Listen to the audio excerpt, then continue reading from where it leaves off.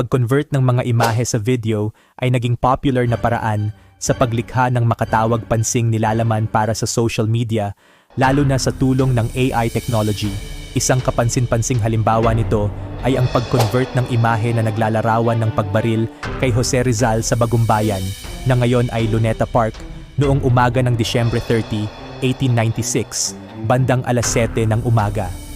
Si Rizal ay hinatulan ng kamatayan dahil sa rebellion, sedisyon, at pagtatatag ng mga ilegal na samahan.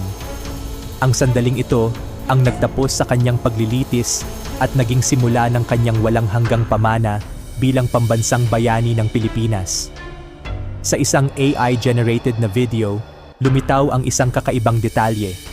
Isang maliit na figura na marahil isang bata ang nakatayo sa likod ni Jose Rizal sa kanyang pagbitay.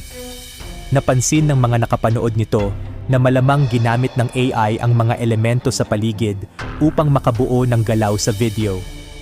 Gayunpaman, wala sa mga orihinal na imahe mula sa makasaysayang sandaling iyon ang nagpapakita ng kahit sino sa pagitan ni Rizal at ng kanyang mga tagapagpatupad ng parusa, kaya't nagdulot ito ng katanungan tungkol sa pagiging totoo ng paglikha ng AI.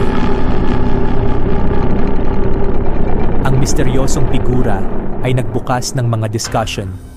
Maaaring ito ba ay isang glitch sa software o isang kaso ng AI na hindi sinasadyang nagdagdag ng mga elementong wala sa orihinal na imahe? Ang ilan ay nagtataka pa kung ito'y nagpapakita ng mas malalim na, hindi maipaliwanag na pangyayari.